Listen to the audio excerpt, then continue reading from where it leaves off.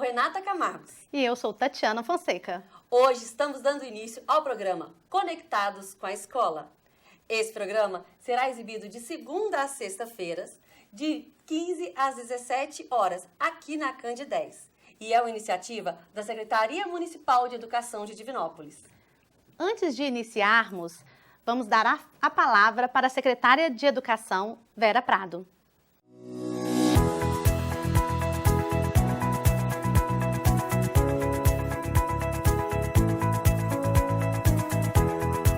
Boa tarde, crianças, estudantes, jovens e adultos das escolas de Divinópolis.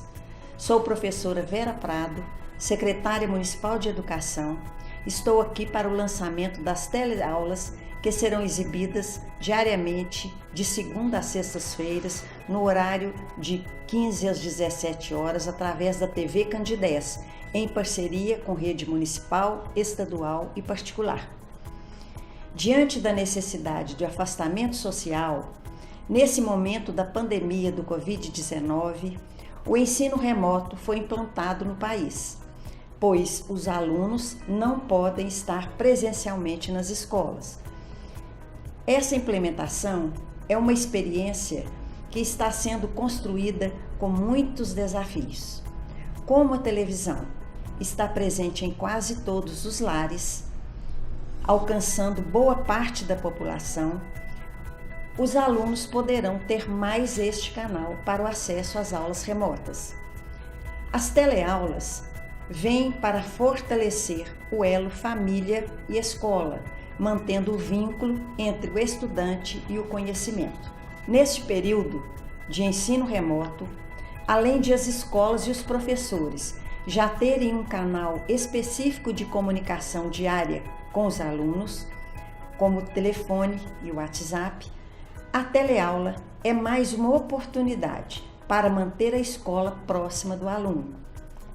Ela vem para complementar o trabalho pedagógico e seu papel mais importante neste momento é instigar o estudante, que está em casa na busca pelo conhecimento. A pandemia trouxe a cultura digital para toda a sociedade.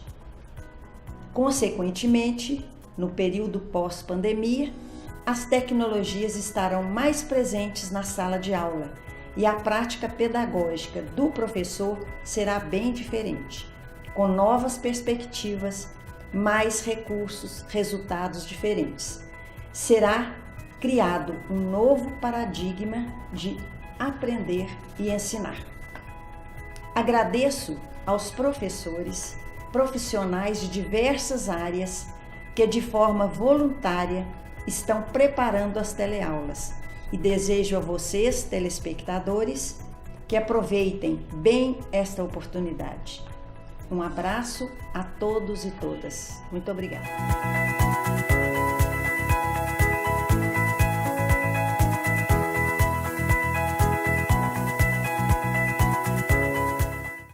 O mundo parou por causa da Covid-19.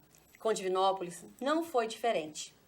Então, dia 11 de maio, os professores da Rede Municipal de Educação retomaram suas atividades pedagógicas com aulas online.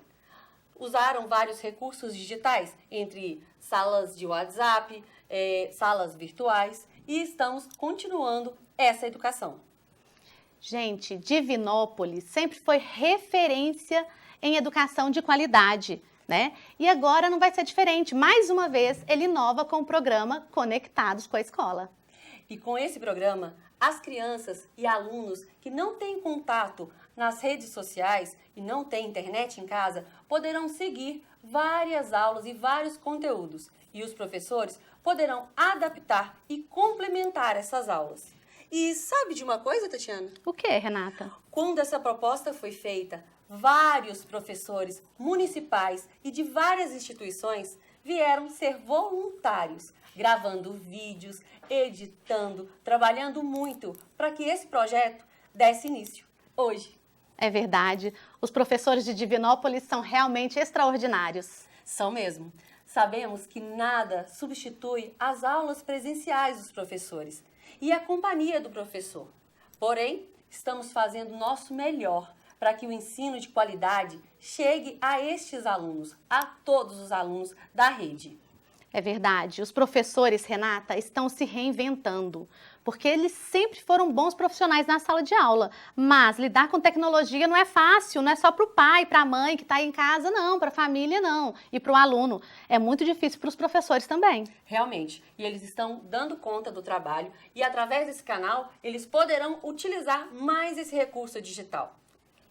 E as aulas, Renata, elas são muito bem planejadas, baseadas na BNCC e no currículo Referência de Minas Gerais, assessorados pela equipe do CRPE e pela Gerência de Políticas Educacionais da CEMED.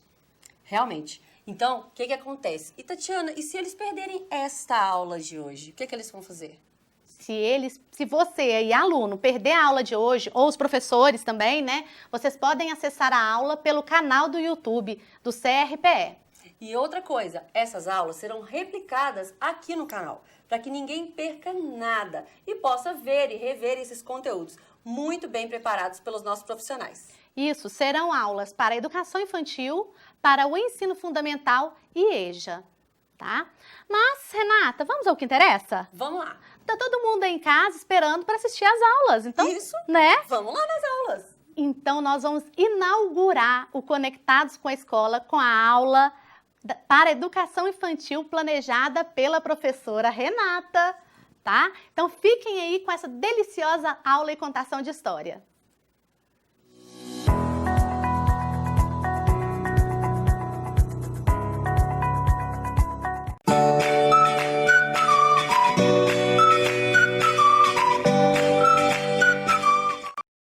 Oi, tudo bem? Sou Renata Camargos. Trabalho na Escola João Severino de Azevedo, aqui em Divinópolis. Também sou contadora de histórias e idealizadora do canal Reinventa Renata no YouTube. E hoje trouxe uma história não da internet, trouxe uma história da minha biblioteca, lá da escola, para você, aí na sua casa. A história de hoje é a Árvore Generosa. Vem comigo que vai começar a história. Era uma vez uma árvore, uma macieira, que amava um menino. Todos os dias o menino vinha, juntava suas folhas e fazia uma coroa. Imaginava ser o rei da floresta. Subia em seu tronco, balançava em seus galhos, comia suas maçãs, brincava de esconde-esconde e quando ficava cansado, dormia à sua sombra. O menino amava aquela árvore como ninguém e a árvore era feliz. Mas o tempo passou e o menino cresceu e a árvore ficava cada dia mais sozinha. Um dia o menino veio e a árvore disse: "Anda, menino, vem subir no meu tronco, vem balançar em meus ramos, vem comer das minhas maçãs, vem brincar à minha sombra e ser feliz." O menino disse: "Já sou muito crescido para brincar. Quero comprar coisas, divertir-me. Quero dinheiro. Podes dar-me algum dinheiro?" "Desculpe", disse a árvore, "eu não tenho dinheiro. Tenho folhas e maçãs." "Então leve as minhas maçãs, menino. Venda-as na cidade. Então terás dinheiro e serás feliz." E assim, o menino subiu no tronco, colheu as maçãs e levou-as. E a árvore ficou feliz. Mas o menino ficou longe novamente durante muito tempo. E a árvore ficou triste outra vez. Até que um dia o menino regressou e a árvore estremeceu de alegria e disse: "Anda, menino, vem subir no meu tronco, balançar-te nos meus ramos e ser feliz." "Estou muito ocupado para subir em árvore", disse o menino. "Quero uma casa para viver, quero uma mulher, quero filhos. Para isso, preciso de uma casa. pode dar-me uma casa? Eu não tenho casa, disse a árvore. A floresta é meu abrigo. Mas corta meus ramos e constrói tua casa. Então serás feliz. E o menino assim fez. Cortou todos os ramos e folhas e levou para construir sua casa. E a árvore ficou feliz. Mais uma vez, o menino separou-se da árvore. E quando voltou tempos depois, a árvore sentiu-se tão feliz que mal conseguia falar. Anda, menino, vem, anda, vem brincar. Estou velho demais para brincar, explicou o menino. Quero um barco que me leve para bem longe daqui. Pode dar-me um barco? Então, corta meu tronco e faz um barco, disse a árvore. Assim poderás viajar para longe e ser feliz. O menino assim fez. Cortou o tronco da árvore, deixando apenas um pedacinho. E fez um barco e partiu. A árvore ficou feliz, mas não muito. Muito tempo depois, o menino voltou novamente. A árvore disse: Desculpe, menino, nada mais me resta para te dar. As maçãs já se foram. O menino disse: Mas os meus dentes são fracos demais para comer maçãs. E a árvore: Não tenho ramos, lamento. Também não tenho idade para me balançar nos ramos, respondeu o menino. Não tenho tronco para subires, continuou a árvore. Eu estou cansado para isso, disse o menino. Desculpe, suspirou a árvore. Gostaria de ter algo para te oferecer, mas nada me resta. Sou apenas um velho tronco. Desculpe-me, menino. O menino pensou e disse: Já não preciso mais de coisa alguma. Acrescentou o menino: Só um lugar sossegado onde eu possa me sentar e descansar. Sinto-me muito cansado. Pois bem, respondeu a árvore, endireitando-se do jeito que conseguia. O menino, o velho tronco, é ótimo para se sentar e descansar. Anda, menino, vem sentar-te, senta-te e descansa. E foi o que o menino fez. E a árvore ficou feliz. Pilim, pim, pim, a história chegou ao fim. Gostou da história? Essa história é de um livro que eu gosto muito, que eu já disse, chama-se A Árvore Generosa, de Shel Silverstein. Muito legal, né? Agora tem um desafio para você fazer aí na sua casa. Vocês viram quantas coisas a árvore deu ao menino? Então eu quero que você faça uma lista de quantas coisas tem na sua casa que as árvores te deram. Você não sabe? O papel do seu caderno, o palito de churrasco, às vezes a mesa da sua casa, o chá que você toma, a fruta que você come. Então, você pode fazer uma lista ou fotografar. Não é legal? E aí você vai fotografar e colocar o nome de cada coisa que a sua árvore, que as árvores estão te dando e tá aí na sua casa. Vamos lá? Então, gente, um beijo pra vocês. Espero que vocês tenham gostado. Se quiser mais história, tem lá no meu canal e sempre vai ter aqui na Cande 10 pra você. Um beijo. Tchau.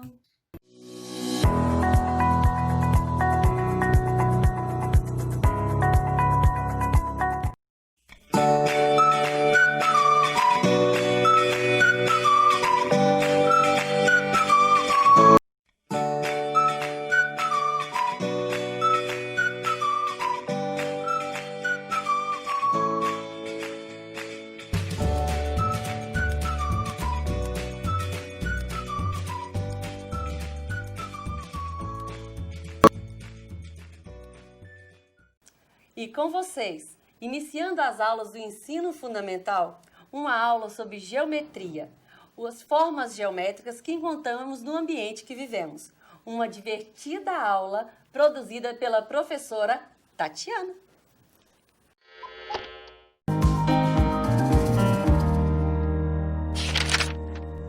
Boa tarde, crianças, boa tarde, família, e uma boa tarde aos meus amigos professores que estão acompanhando a nossa aula de hoje. Eu sou a professora Tatiana, trabalho lá no bairro Dona Rosa, aqui em Divinópolis, na Escola Municipal Professora Maria de Lourdes Teixeira. E hoje eu estou aqui a convite da Secretaria de Educação de Divinópolis como professora voluntária, porque tanto a prefeitura como todos os professores e os demais profissionais da educação estamos muito empenhados em levar uma educação de qualidade e acessível a todos os alunos da nossa cidade e das cidades vizinhas. Hoje eu estou aqui para levar até vocês uma das matérias que eu mais amo e que eu tenho certeza que vocês vão amar também. Sabe qual que é? A matemática! Nós vamos trabalhar uma parte da matemática que se chama geometria. Ai, que delícia! Amo geometria! Antes, eu quero contar para vocês uma coisa que eu comecei a observar. Essa semana, eu comecei a reparar que tudo na minha casa e também na natureza tem formas diferentes e interessantes. Algumas delas são parecidas, outras não. Dá uma observada nesse vídeo. Levantei de manhã, fui tomar meu café, como de costume, quando de repente eu pego o adoçante, percebo que essa tampa me lembra uma forma conhecida. De repente fui ver se o carteiro tinha deixado a minha encomenda quando olho para a janela da minha casa e percebo que a janela da minha casa também tem uma forma diferente. Vou pegar a encomenda lá fora, mas o Enzo já tinha pegado para mim. Quando olho para a encomenda, no colo dele tinha outra forma. Chego para fazer uma atividade no meu computador, quando de repente olho para o globo e percebo que se eu partir o globo ao meio, a sua face terá uma forma ainda diferente das demais. Ando pela minha casa tranquilamente quando avisto na minha parede simplesmente todas as formas juntas. E vocês já haviam reparado nessas formas? Vocês sabiam que todas essas formas têm um nome? Quem já conhece o nome dessas formas, vai me ajudando aí, tá bom? Respondendo tudo aí na sua casa. Para quem ainda não conhece, ou conhece, mas ainda se confunde um pouco os nomes, tá? Hoje você vai aprender. São 4 formas geométricas que nós vamos aprender hoje: círculo, quadrado, retângulo e triângulo. Agora eu quero que vocês me respondam qual dessas formas é o círculo. Qual? O da esquerda? Muito bem! Quem respondeu que é o da esquerda acertou. Parabéns! O círculo, dentre essas 4 formas, é o único que não tem nenhum pedacinho de reta. A sua linha, ela faz uma curva até se reencontrar. Me respondam quantos círculos vocês conseguem encontrar nesta imagem. 1, 2, 3, 4. Muito bem! Agora, o que mais a gente consegue desenhar utilizando a forma do círculo? A gente pode desenhar uma pizza, pode desenhar uma bola ou um relógio. Qual dessas formas é o quadrado? E aí, qual? O do meio? Parabéns! O quadrado, ele já possui 4 pedacinhos de reta e todas as 4 têm o mesmo tamanho, a mesma medida. E olha que legal! O quá de quadrado é a mesma sílaba inicial do quá de 4. Tá vendo? Olha como o som começa igualzinho, ó. Quadrado, 4. Viu? Que legal? Quantos quadrados vocês conseguem encontrar nesta imagem? Vamos contar comigo? 1, 2, 3, 4. Então agora vamos pensar o que dá para a gente desenhar utilizando a forma do quadrado. Olha que legal, a gente pode desenhar uma janela, pode desenhar também um presente e podemos desenhar uma casa. Viu que bacana? Quanta coisa a gente pode desenhar utilizando a forma do quadrado? Então agora, qual dessas formas é o triângulo? Já encontrou? O da direita? Parabéns! Quem respondeu que é o da direita acertou. Muito bem! Agora, olha aqui a diferença do triângulo para o quadrado. O quadrado tem 4 pedacinhos de reta do mesmo tamanho. O triângulo tem 3 pedacinhos de reta. Olha, contem comigo. 1, 2, 3. O triângulo tem 3 pedacinhos de reta. E olha, lembrem-se que o nome triângulo, o tri, tá? Vem também de 3. Então, tri e 3. Eu quero que vocês me contem nesta imagem quantos triângulos vocês conseguem encontrar. 1, 2. Todo mundo encontrou? Muito bem. Agora vamos pensar juntos o que a gente consegue desenhar utilizando triângulos. Já sei. A gente pode desenhar uma casquinha de sorvete. Viu? O que mais podemos desenhar? Já sei, uma barraca de acampar. Olha, a gente pode desenhar também bandeirinhas de festa junina. Qual destas imagens aqui é o retângulo? É o do meio? Parabéns! Acertou! Muito bem! O retângulo, ele parece um pouco quadrado, porque tem 4 pedacinhos de reta. Só que o quadrado, os 4 pedacinhos são a mesma medida. E o retângulo não. Ó, o retângulo, o pedacinho de reta lá em cima é do mesmo tamanho do pedacinho de reta lá embaixo. E o pedacinho de reta da esquerda é do mesmo tamanho do pedacinho de reta da direita. Então, agora vocês já aprenderam, já sabem identificar as diferenças. Então, agora eu vou mostrar para vocês uma imagem e vocês vão me falar quantos retângulos tem nesta imagem. 1, 2, 3. Então, agora vamos pensar, o que a gente pode desenhar utilizando um retângulo? Já sei, um prédio. E o que mais a gente pode desenhar? Ah, carroceria de um caminhão. Olha, a gente pode desenhar também com retângulo, sabe o quê? Um dominó. E também podemos desenhar uma televisão. Olha que bacana! Quanta coisa a gente pode desenhar utilizando o retângulo também. Viu como nós brincamos muito hoje?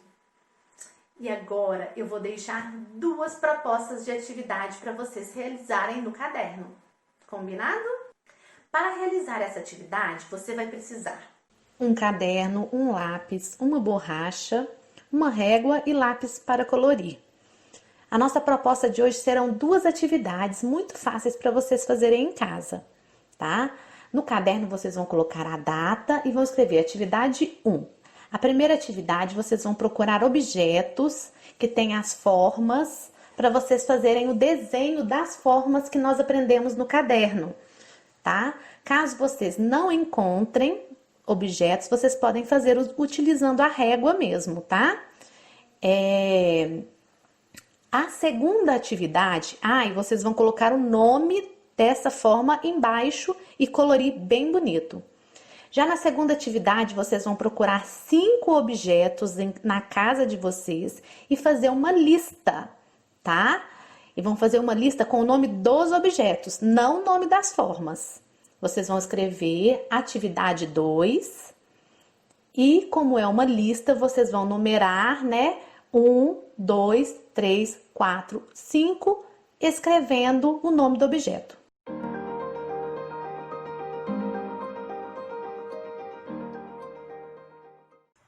Olá, crianças! Tudo bem com vocês? Eu sou a professora Vanessa e hoje vim propor um desafio matemático. Vem comigo! Para esse desafio, a gente vai precisar de um pedacinho de folha de papel e 2 rolinhos de papel higiênico. Vamos lá ver para que a gente precisa desses materiais? Na folhinha, a gente vai precisar desenhar um boneco palito. Dá uma olhada. Mas o meu boneco palito precisa ter 5 círculos. Então, eu tenho um círculo na cabeça, 2 círculos nas mãozinhas e 2 círculos nos pezinhos. Primeira parte do nosso desafio está pronta. A gente vai precisar também de 2 dadinhos. Você pode usar os que você tenha em casa, mas você também pode construir os seus próprios dados com rolinho de papel higiênico. Você vai pegar o seu rolinho, dar uma apertadinha nele. Olha só como ele ficou. Você marca com 2 dedinhos, passa um risquinho de lápis e corta com a sua tesourinha. Vai fazer isso mais uma vez. Marca com 2 dedinhos, passa o risquinho com o lápis e corta com a tesourinha. Quando você cortar, você vai ter 2 partes como essas que eu tenho aqui, tá vendo? Como é que você vai fazer? Você vai dobrar ao meio. Quando você desdobrar, você vai observar, olha o que aconteceu. Você tem um formato quadradinho dele. Você ajeita, aperta bem direitinho e você vai fazer com as 2 partes, ó. Dobra no meio, vamos lembrar? Quando você abre, olha o formatinho que já tem. Então, eu tenho 2 partezinhas agora com formato de quadrado. Quando eu juntar essas partes, a gente vai formar um cubo. Vamos ver? Vou encaixando com cuidado uma na outra. E está pronto. Eu peguei uma caneta e escrevi em cada face do dado os numerais. Olha, 1, 2, 3, 4, 5 e 6. Isso eu fiz 2 dados, por isso 2 rolinhos de papel higiênico, tá bom? O nosso próximo passo é colocar os numerais dentro do bonequinho que a gente fez.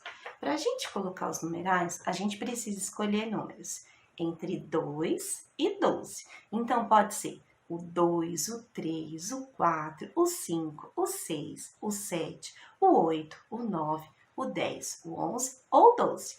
Olha só os 5 números que eu escolhi para essa minha cartela aqui. Na cabeça eu coloquei o 3, na mãozinha o 4, na outra o 7, em outra o 8 e em outra o 12. Você pode jogar sozinho, mas é muito divertido quando a gente tem alguém para jogar. Chama alguém da sua família para jogar com você, tá bom? Aí eu fiz mais uma cartela para alguém jogar comigo. Olha só, nessa outra cartela eu escolhi outros números. O 2, o 6, o 9, o 10 e o 11. Agora vamos ver como é que a gente usa essas cartelas e esses dadinhos para jogar na prática?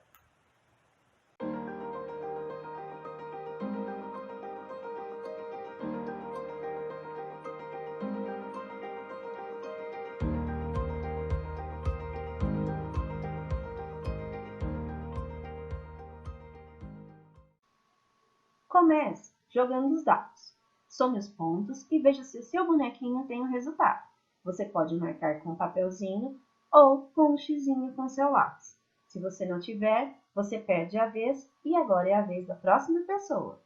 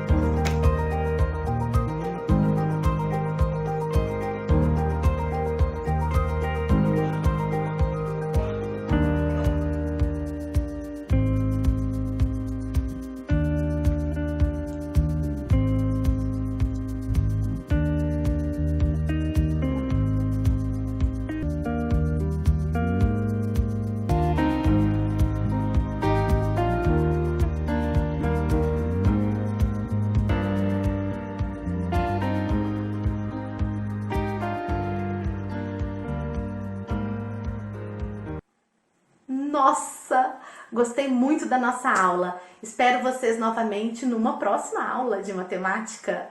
Um grande abraço. Lembrem-se de ficar em casa e de lavar as mãos com água e sabão ou álcool em gel toda hora. Até mais!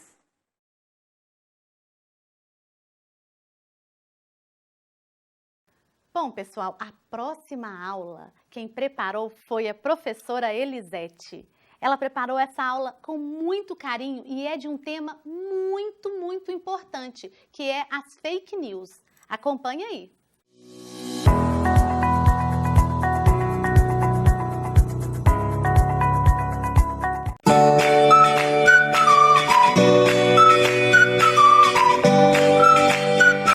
Olá, pessoal que está assistindo a nossa teleaula, tudo bem? Meu nome é Elisete Vilela, sou professora de língua portuguesa da Rede Municipal de Ensino. Bom, como todo professor de língua portuguesa, eu sou apaixonada pelas palavras. Eu até coleciono algumas. Guardo umas aqui, outras aqui. Algumas eu preciso guardar na minha agenda, que é para eu não esquecer. E tem algumas que eu deixo escondidinha lá debaixo do tapete, que é para eu não me lembrar de usá-las. São as palavras ódio, ingratidão, preconceito, mentira, guerra, enfim. Aquelas palavras que a gente pudesse, a gente até eliminaria da face da terra, não é verdade? Bom, mas hoje eu estou aqui para falar com vocês sobre duas palavrinhas específicas, que é a palavra fake news e a palavra saúde. Bom, a palavra saúde até mandou a mascotezinha aqui para me acompanhar, porque afinal a saúde é bem precavida, não é verdade? Já a fake news nem deu as caras, porque essa mocinha é assim, ela adora aparecer nas redes sociais, mas quando se trata de mostrar a cara, mostrar a fonte, ela desaparece. Ninguém sabe de onde veio, para onde vai, enfim, vira um mistério. Bom, morfologicamente falando, essas duas palavras, saúde e fake news, são substantivos. Por quê? Porque elas são usadas para nomear alguma coisa.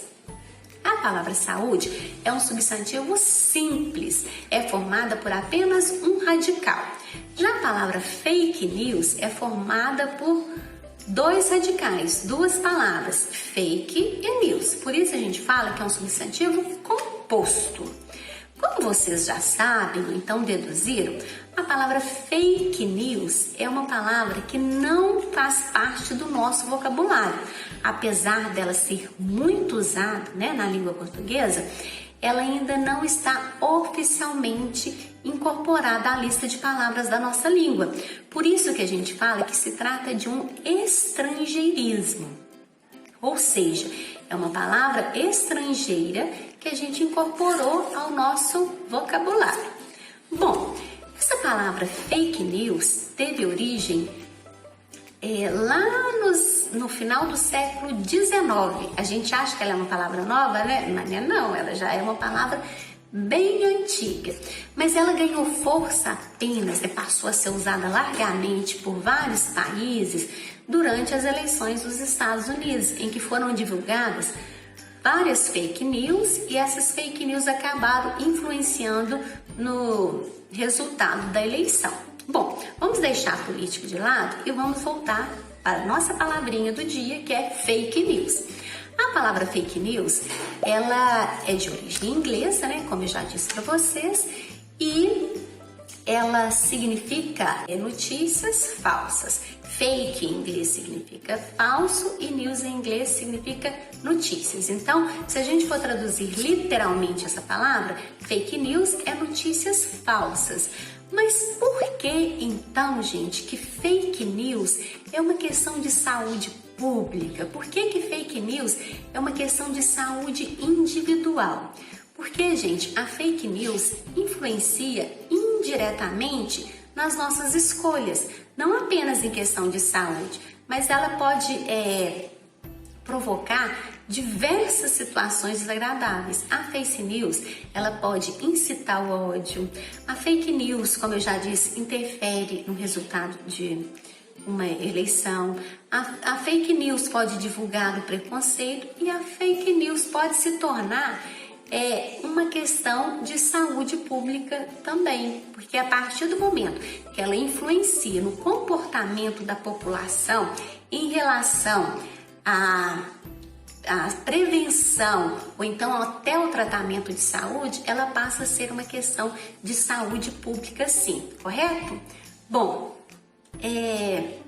eu vou ler aqui para vocês alguns exemplos para ilustrar para vocês o tanto que são divulgadas notícias nas redes sociais relacionadas à saúde, notícias falsas, ou seja, as fake news. Olha a primeira aqui. Vacinas causam autismo. Usar sutiã preto ajuda a prevenir o câncer de mama. Gargarejos são eficazes no tratamento do coronavírus. O uísque com mel ajuda a combater o coronavírus. Álcool em gel é menos eficaz do que vinagre. Chá de abacate com hortelã previne o coronavírus. Creme dental é uma maravilha contra queimaduras. Vocês observaram? Todas essas fake news que eu li para vocês estão relacionadas à saúde. E quando a pessoa opta por seguir a recomendação que essa notícia falsa trouxe, ela está colocando em risco a saúde dela. Por exemplo, a notícia de que as vacinas poderiam provocar autismo levou vários pais a tomarem a decisão de não vacinar seus filhos. E com isso, eles colocaram seriamente em risco a vida dessas crianças. O sarampo, por exemplo, era uma doença que já era erradicada aqui no Brasil, ou seja, a gente não tinha mais casos de sarampo. Mas com essa postura de alguns pais não levarem os filhos para vacinarem, essas crianças se tornaram, sujeitas a contrair o vírus, e essa doença passou a fazer parte da realidade brasileira novamente. Neste caso, fake news foi uma questão de saúde pública, o tanto de pessoas que foram afetadas por conta de uma fake news. E na saúde individual também, ela interfere bastante. Se eu leio, por exemplo, e acredito numa fake news que me fala se eu passar vinagre nas mãos, eu estarei mais protegida do que se eu passar o álcool em gel, eu estou colocando a minha saúde em risco, porque o vinagre, apesar dele ser utilizado, para algumas atividades, até de limpeza em casa, ele não é eficaz para eliminar o coronavírus. Então, eu acreditando nessa notícia, eu deixo de usar o álcool em gel e eu posso estar colocando a minha saúde e automaticamente a saúde das pessoas que convivem comigo em risco. Então, fake news é uma questão de saúde pública, sim. Agora, e se eu falar para vocês que aprender a língua portuguesa é um bom elemento para combater a fake news? Ou seja, aprender a língua portuguesa faz bem para a saúde? Vocês vão achar que é fake? Mas não é, pessoal. Toda pessoa que domina bem a sua língua, todo leitor que lê bastante, se prepara, tem muitos conhecimentos, ele aprende a identificar uma notícia falsa, ele aprende a ser crítico em relação àquilo que lê, ele aprende, a peneirar as informações que ele vai recebendo. Ou seja, ele não acredita em tudo que lê, ele já vai ter aquele olhar mais crítico. Então, quanto mais eu conheço, quanto mais eu leio, mais eu vou me tornando proficiente na língua, e isso vai me ajudar a detectar e a não repassar notícias falsas. Porque se a pessoa que cria uma fake news, ela está cometendo um crime, a pessoa que repassa a fake news também está colaborando para que aquele crime aconteça. Tem um provérbio que fala que a mentira, quando ela é contada várias vezes, ela se transforma numa verdade. E como que a gente interpreta isso? Uma fake news, gente, ela é repassada por questões de segundo, por muitas pessoas, muitos grupos. Então, aquilo ali, a pessoa vai lendo tanto, vai lendo tanta coisa sobre aquele assunto, que ela vai acreditar tomando aquilo como verdade.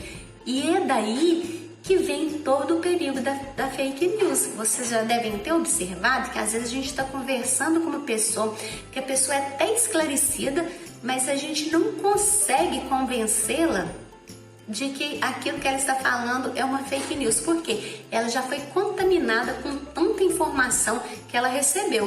Por isso é importante a gente se tornar um leitor crítico. A gente não deve apenas, é igual os pais da gente fala, comer sem mastigar. Mesma coisa com a notícia. A gente não deve repassar uma notícia antes de digeri-la, antes de ler, de pensar sobre ela. E vamos agora aprender um pouquinho como que a gente pode identificar e tentar combater as fake news que são repassadas por aí, como que a gente pode tentar quebrar essa corrente e dessa forma eu vou estar sim colaborando com a saúde pública do país, ok? Então vamos lá. Primeiro passo. Você recebeu uma notícia, não tem fonte, ou seja, não tem a origem de onde que aquele texto saiu, não repassa. Segundo, busque a fonte original. Você recebeu a notícia, viu que ela tem fonte? Você vai buscar a fonte original. Vai lá no artigo, vai lá na revista onde aquela notícia foi publicada e vai ler o texto na íntegra, conferir a fonte original. Você vai conferir também quem publicou, aquela pessoa é confiável? É algum cientista renomado, Agora na época do coronavírus, por exemplo, a gente está vendo a comunidade científica inteirinha dando uma informação. Aí vem só uma pessoa e dá aquela informação contrária à opinião da maioria. O que eu vou fazer? Eu vou checar. Qual que é o conhecimento que aquela pessoa tem, Quais são as intenções dela? Então eu tenho que checar também quem que é o autor daquela notícia que eu estou recebendo.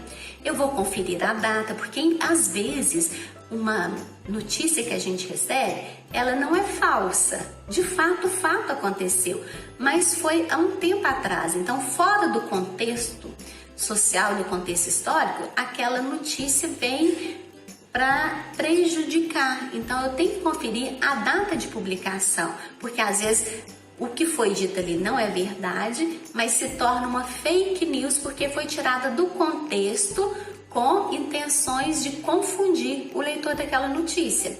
Se tem muitos adjetivos na notícia que você está recebendo, desconfie, porque às vezes a pessoa, para tentar dar credibilidade, para passar para o leitor que aquela notícia é algo que foi bem escrito por pessoa renomada, a pessoa começa a encher de adjetivos. Então, se um texto tem muito adjetivo, desconfie. Depois, leia a notícia inteira, porque se a gente lê só uma parte da notícia, tudo fora do contexto pode ter outras interpretações. Então, nós vamos ler a notícia toda. Depois, pesquise outra fonte. Quando a notícia é verdadeira, quando o fato é verídico, vários jornais, várias revistas, vários estudiosos vão publicar aquela notícia. Então, desconfie em notícia que foi publicada por uma única fonte. E a principal, está em dúvida, gente, não repasse. Não se torne um propagador de notícias falsas, certo? Afinal, o Ministério da Saúde adverte: publicar notícias falsas, compartilhar notícias falsas faz mal à saúde. Eu estou deixando aqui também no finalzinho da aula alguns endereços que vocês podem utilizar para comunicar ao Ministério da Saúde, denunciar notícias falsas e outros blogs que vocês podem usar para conferir se uma notícia é fake ou se uma notícia é verdadeira, ok? Então, muita saúde para todo mundo e fiquem longe da notícia falsa, porque notícia falsa em qualquer dose faz muito mal à saúde. Até a próxima aula!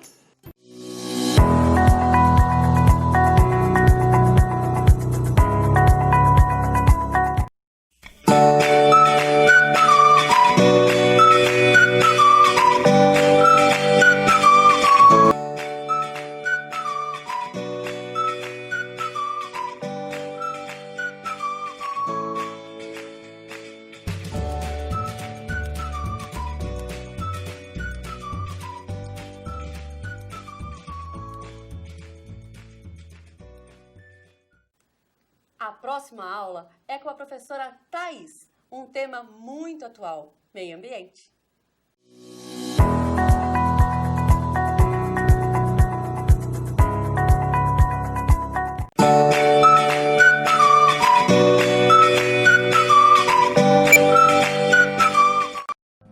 Boa tarde, alunos e alunas! Eu sou a Thaís, professora de Ciências, e hoje a nossa aula vai ser sobre qual a relação entre meio ambiente e saúde. E aí, você sabe qual a relação entre esses dois conceitos? O que um tem a ver com o outro? Calma! Antes de tudo, a gente tem que saber o que realmente é meio ambiente. Vamos lá!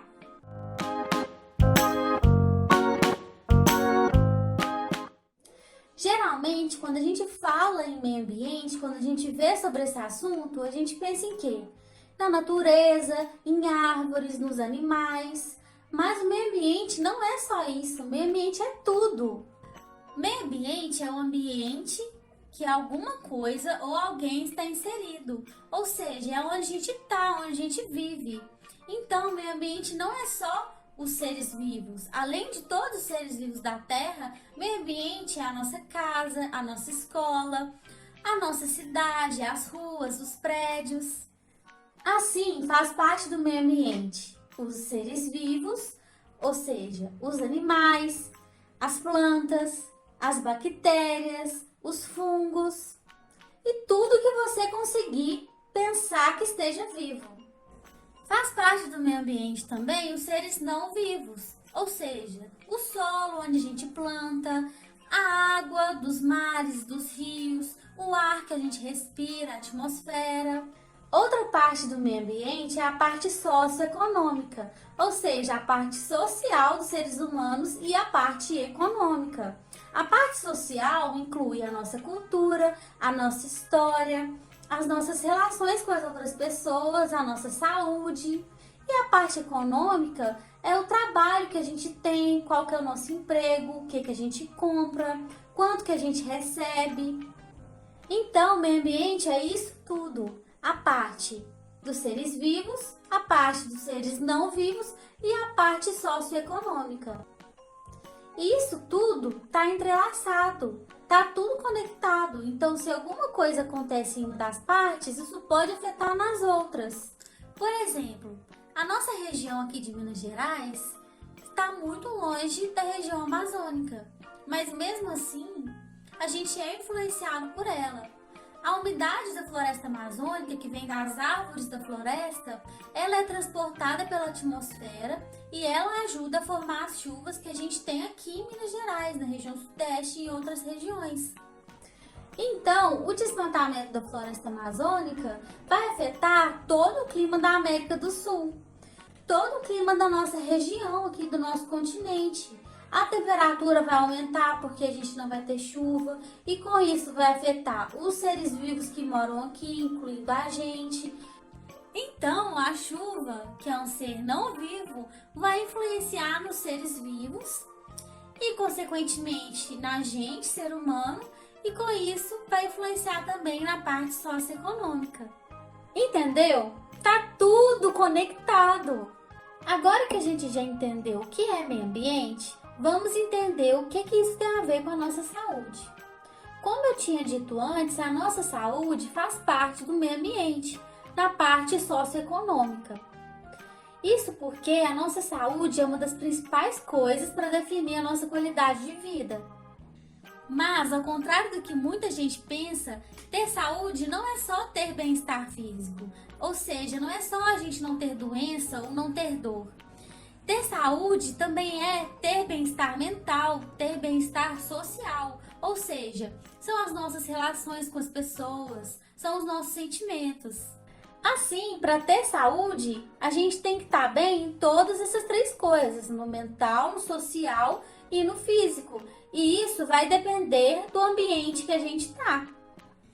Imagina um ambiente cheio de indústrias e essas indústrias, ao mesmo tempo, estão liberando gases tóxicos para a atmosfera, poluindo o ar e liberando resíduos tóxicos na água de um rio que corre ali perto. Com isso, a gente tem vários problemas que podem impactar na saúde física, mental e social das pessoas que moram ali perto. Os gases liberados por essas indústrias vão poluir o ar, piorar a qualidade desse ar, e as pessoas que respiram esse ar ruim todos os dias vão ter problemas sérios de saúde, problemas no pulmão, no coração e várias doenças respiratórias, como a asma, rinite, bronquite. Os resíduos tóxicos liberados nos rios vão contaminar a água e vão prejudicar os seres humanos, os animais e as plantas que vivem ali. Se a água está poluída, não é possível utilizar ela, nem para nosso consumo, para a gente beber, nem para o consumo de outros animais, como o gado, as galinhas, os porcos. A gente também não consegue utilizar ela para, por exemplo, regar a nossa horta ou a nossa plantação. As águas poluídas podem aumentar o número de micro-organismos, de bactérias e de vermes e podem causar, então, doenças aos seres humanos.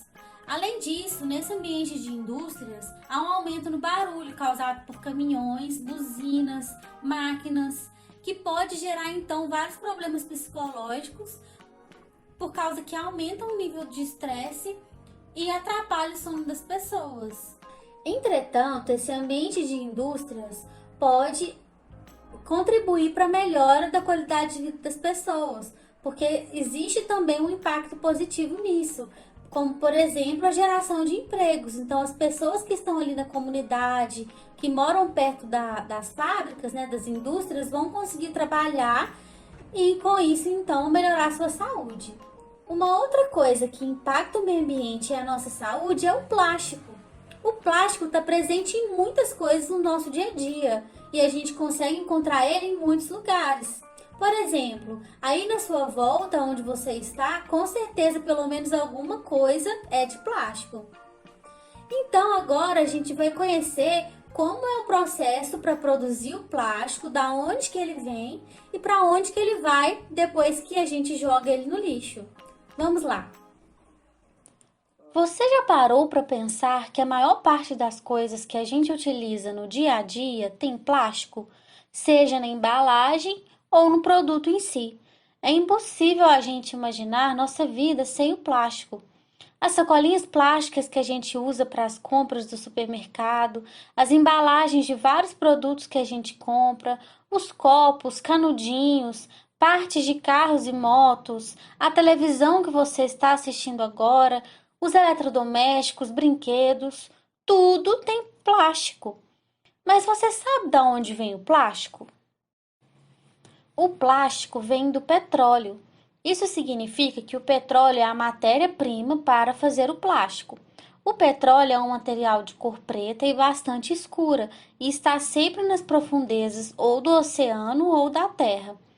Para se retirar o petróleo, é preciso grandes bombas que penetram na terra ou no fundo dos oceanos. Então, para coletar a matéria-prima do plástico, que é o petróleo, é necessário interferir em uma parte do meio ambiente, ou a terra ou o mar. Nesses dois ambientes, é preciso escavar o local. Na terra, isso causa uma degradação no solo que prejudica os animais e as plantas que vivem ali. No mar, pode ainda haver um vazamento de petróleo, que contamina a água e mata os animais neste local, além de impedir o ser humano de pescar e de aproveitar esses ambientes naturais, como as praias. Depois de retirado, o petróleo vai para fábricas, onde é separado em diversas substâncias diferentes, retirado suas impurezas e o que não é preciso para produzir o plástico e preparado para se transformar em plástico. Como a gente já aprendeu, as indústrias e fábricas podem causar vários impactos no meio ambiente e na saúde das pessoas. Depois de ser produzido pelas indústrias, o plástico vai para outras fábricas e serve de matéria-prima para produzir várias outras coisas, como os produtos que a gente compra no supermercado, por exemplo, ou as embalagens de vários outros produtos. Para chegar até o supermercado, esses produtos precisam ser transportados e viajam grandes distâncias. Os carros e caminhões usados para transportar os produtos de plástico liberam várias substâncias que poluem o ar, que prejudicam nossa saúde e ajudam na mudança do clima do planeta Terra. Já no supermercado, a gente consegue comprar esses produtos e levá-los até nossa casa. Depois que a gente usa os produtos, tanto comprados no supermercado quanto em outros lugares, a gente joga fora, no lixo. E para onde vai esse lixo? Muita gente ainda joga lixo nas ruas, e esse lixo pode entupir bueiros e provocar enchentes, causando doenças, acidentes e destruindo a cidade. O lixo também pode atrair animais que o utilizam como abrigo, alimento ou espaço para se reproduzirem. Esses animais, como ratos, baratas, mosquitos, podem transmitir doenças para os seres humanos. Uma doença muito comum é a dengue, que é transmitida pelo mosquito Aedes aegypti, que se reproduz em água acumulada no lixo jogado nas ruas. O lixo pode parar também em rios e mares, sujando e contaminando a água, podendo matar as plantas e animais que vivem nesses ambientes. Olha o longo caminho que precisa ser feito para produzir o plástico e produzir as coisas feitas de plástico para a gente comprar. E olha como a grande maioria desse plástico vai parar em lugares errados, que prejudicam o meio ambiente. A gente tem que pensar muito bem no nosso consumo de plástico, se a gente realmente precisa utilizar todos esses produtos. Por exemplo, tem muita coisa feita de plástico que a gente utiliza apenas uma vez, como canudinho. Às vezes, o próprio canudinho, que já é feito de plástico, vem em uma embalagem de plástico que a gente abre, joga fora, usa o canudinho uma única vez para tomar apenas uma bebida e joga fora também. A gente pode usar o canudo de bambu ou de aço inox, ou não usar canudo nenhum. Podemos também usar nosso próprio copo ou caneca para não usar mais copos descartáveis. A gente tem que lembrar que todo o nosso lixo tem que ir para algum lugar, ele não some. Para o plástico desaparecer do meio ambiente, demora 400 anos, muito tempo. Se caso a gente precise utilizar coisas feitas de plástico, não tem problema, podemos reutilizá-las ou reciclá-las. O plástico em si não é o grande problema, pois ele é necessário nas nossas vidas. É como a gente usa esse plástico, o uso sem controle que a gente faz dele, que é o grande problema. Então, é importante para o meio ambiente e, com isso, para a nossa saúde, consumir o mínimo de plástico possível no nosso dia a dia e jogar nosso lixo no lugar certo. Mudar nossas pequenas ações no dia a dia faz toda a diferença. E você aí, na sua casa, no seu bairro, consegue imaginar como é o seu ambiente, como isso está impactando a sua saúde e a saúde da sua família? Então, com isso, com esse pensamento, a gente encerra a aula de hoje e espero te encontrar na próxima aula de ciências. Tchau!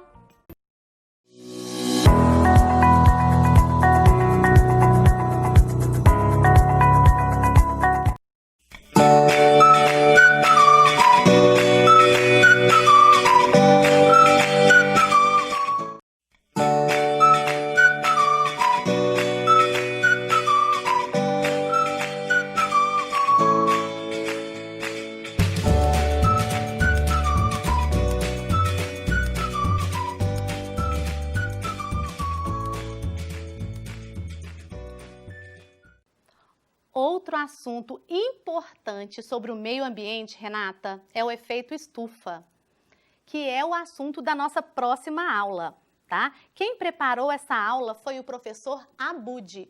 Fica ligadinho aí.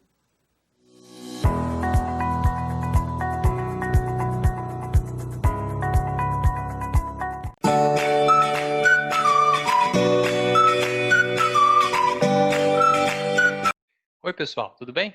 Meu nome é professor Túlio Abud e nós vamos falar hoje um pouco sobre as mudanças climáticas que vêm assolando o nosso planeta. Mais especificamente, nós vamos falar sobre o aquecimento global. É lógico que você já ouviu falar sobre isso. Às vezes, a gente ouve até algumas fake news falando que o aquecimento global não existe ou que as mudanças climáticas são cíclicas, ou seja, acontecem de tempos em tempos. Mas cuidado! Está mais do que provado cientificamente que nós, seres humanos, estamos, sim, mudando o clima do nosso planeta, da nossa casa. E Mais especificamente, estamos aumentando a temperatura média global. Às vezes, a gente não entende muito bem o que vem a ser essa palavra média. Vamos pensar no nosso contexto, vamos pensar na sala de aula. Se nós fizermos uma média de idade numa sala de aula, vamos supor, do 9º ano, nós vamos encontrar ali por volta de 13, 14 anos, certo? Isso não significa que todos os alunos ali daquela sala possuem a mesma idade, correto? Existe até um teorema matemático que fala, teorema do valor médio. Significa que toda vez que eu faço uma média, eu possuo valores acima dessa média e valores abaixo dessa média também. Ou seja, quando nós falamos que a temperatura média do planeta é 14 graus Celsius, significa que nós temos temperaturas muito abaixo disso e temperaturas muito acima disso. Não significa que ela é sempre 14 graus Celsius. Lá na Sibéria, temos temperaturas muito baixas. Aqui no Brasil, ou no deserto do Saara, temos temperaturas muito altas. A média é de 14 graus Celsius, correto? O que nós, seres humanos, estamos fazendo com os processos de industrialização, com a emissão de gases, que nós chamamos de gases do efeito estufa, na nossa atmosfera, é aumentar essa média global. Nós estamos agravando uma coisa natural, que é necessária para a nossa vida, chamada efeito estufa. O que nós, seres humanos, estamos fazendo é, com a emissão de gases, chamados gases do efeito estufa, nós estamos aumentando essa temperatura média. Ou seja, a menor temperatura global e a maior temperatura global, elas estão aumentando. E aí você me pergunta, mas Abud, o que significa, qual o problema da temperatura média estar aumentando? Eu odeio frio. O problema é que várias plantas não sobrevivem a temperaturas altas, como, por exemplo, o arroz, que nós comemos todo dia. O ciclo da água, ele depende de uma temperatura muito bem equilibrada também. Se nós aumentarmos a média da temperatura global, significa que onde hoje chove, pode não chover futuramente. E vários outros fatores que nós vamos ver mais no finalzinho dessa aula. Primeiro, vamos ficar atentos ao nosso chamado efeito estufa. O efeito estufa é um processo necessário para a manutenção da vida aqui no planeta. Se não houvesse efeito estufa, o planeta Terra seria muito mais frio do que ele é atualmente. E com isso, a gente não poderia viver dessa maneira. A vida não seria dessa maneira como nós estamos acostumados aqui no planeta. Ela teria evoluído de uma maneira diferente, impossível de ser prevista. Porém, nós estamos agravando esse efeito estufa. E o grande problema é esse. Com o agravamento do efeito estufa, a temperatura média global aumenta. Se a temperatura média global aumenta, a vida como nós conhecemos hoje pode não suportar a essas mudanças drásticas no clima. Vamos entender um pouco mais sobre o efeito estufa. Bora lá?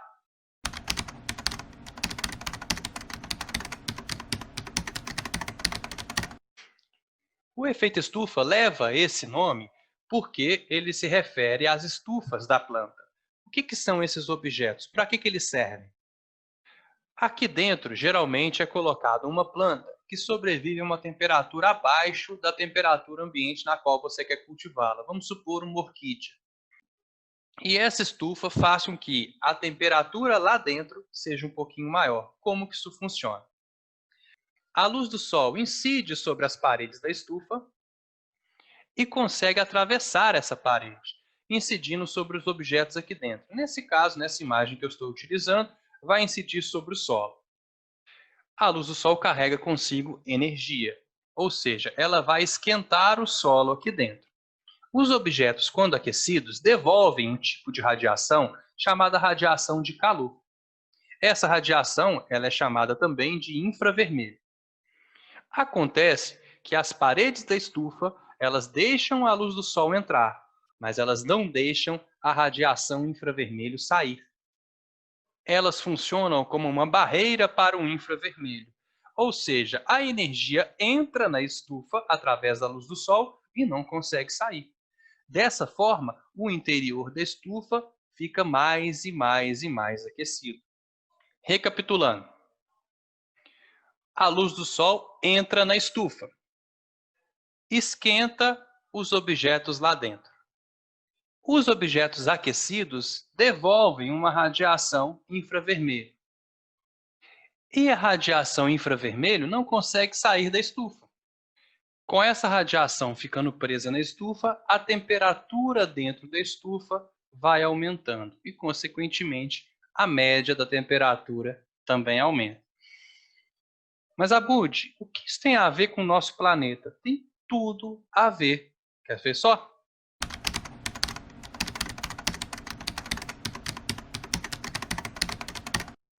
No nosso planeta, o efeito estufa acontece mais ou menos como aquela estufa de plantas. Mas quem faz papel do plástico ou do vidro é a nossa camada atmosférica, mais precisamente gases como o CO2, chamado carinhosamente de gás carbônico, ou dióxido de carbono, e também um gás chamado metano. O gás carbônico é emitido principalmente por maquinários, por motores a combustão como o carro, como um caminhão, como uma usina termoelétrica utilizada para produzir energia elétrica. E o metano vem principalmente dos grandes rebanhos. Isso mesmo, se você consome muita carne, você está ajudando também a agravar o efeito estufa. Como assim?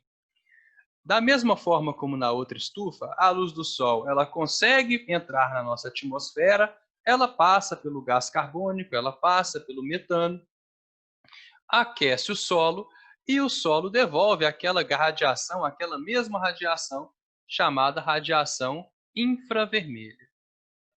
Acontece que o CO2 e o metano bloqueiam a saída da radiação infravermelha. Dessa forma, a energia vinda da luz do sol consegue entrar na atmosfera e não consegue sair. Tudo a ver com aquela estufa de plantas, por isso o nome. Existe o efeito estufa natural. O nosso planeta só pode abrigar vida da forma como nós conhecemos por causa do efeito estufa. O gás carbônico e o metano, que já existiam na atmosfera, mantêm a temperatura média do planeta um pouquinho mais quente do que deveria, se não houvesse o efeito estufa. E assim a vida pôde se desenvolver da forma como nós conhecemos. O ser humano, com a produção demasiada de gás carbônico e de metano, vem agravando o efeito estufa, vem intensificando esse efeito estufa. E com isso, a temperatura média global aumenta. E isso pode trazer graves consequências para o nosso planeta. Eu vou listar algumas delas.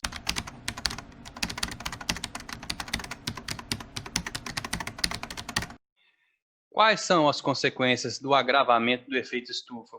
Por exemplo, o derretimento das calotas polares e um aumento do nível do mar. As calotas polares são feitas de gelo, água doce, e com o aumento da temperatura média global, esse gelo pode derreter.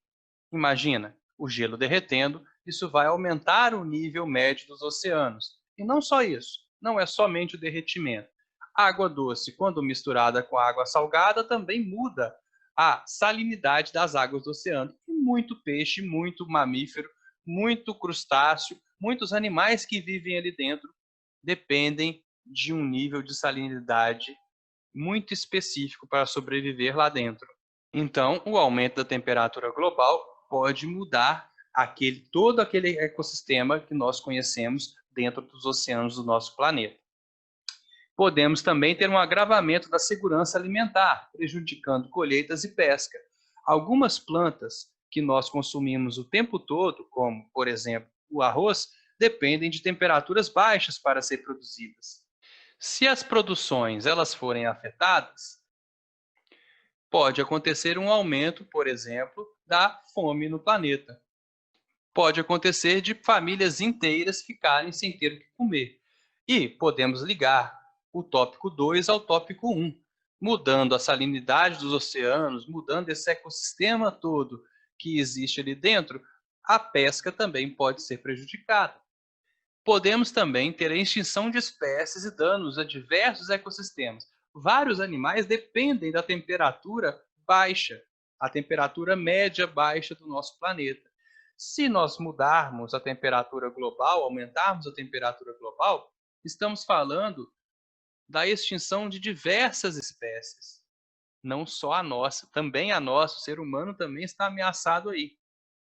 Nós podemos ter perda de terras em decorrência do aumento do nível do mar, provocando também ondas migratórias. Imagina, se uma pessoa mora, por exemplo, lá em Guarapari. Se o oceano aumenta, se o nível do oceano aumenta, essa pessoa vai ter que se mudar, mudando toda a demografia, mudando toda a distribuição das pessoas no nosso planeta, no nosso país e no nosso planeta. E aqui o principal, esse tópico 5 é muito importante. Escassez de águas em algumas regiões. Por que, Abud? Aí você me pergunta, por que, Abud? Porque o ciclo da água depende de uma temperatura média. Todo o ciclo da água, chove aqui, não chove ali, essa região é desértica, essa região ela tem muita quantidade de água, e isso tudo tem a ver com o clima do planeta. O nosso planeta ele é todo balanceado. Se você desequilibra um prato da balança, o outro prato também é desequilibrado. Então, o aumento da temperatura global pode fazer com que o ciclo de chuva mude.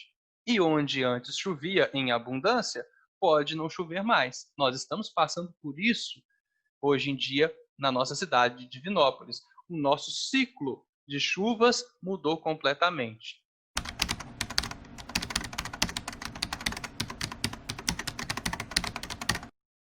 Entenderam agora um pouco mais sobre o efeito estufa e as consequências do seu agravamento para o nosso planeta?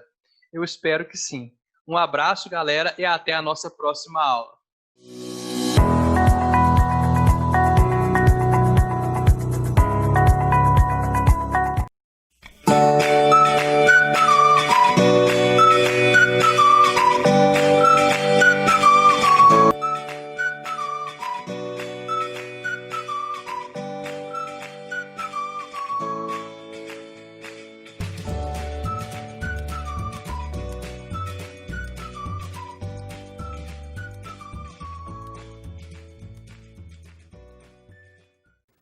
E aí, pessoal, gostaram das aulas? Esperamos que sim, porque foram preparadas com muito carinho. E gostaríamos de agradecer a todos os professores e colaboradores que ajudaram a colocar este programa no ar. Principalmente aos que estão gravando esses vídeos em suas casas, as teleaulas e mandando para a gente. Isso mesmo. E você, professor que está acompanhando a aula aí, gostou? Se identificou? Então venha fazer parte da nossa equipe, né? Entre em contato com o CRPE e fala que você também quer fazer parte da equipe, que vai ser um prazer ter você aqui conosco. Nós estamos sempre precisando de novos colaboradores, hein, gente? É verdade. Então, um abraço, até o próximo programa e sigam também nas redes sociais. Isso mesmo, um abraço e até a próxima, pessoal. Tchau, gente. E amanhã, lembrando, amanhã o programa vai ser reexibido no mesmo horário. Isso mesmo. Até!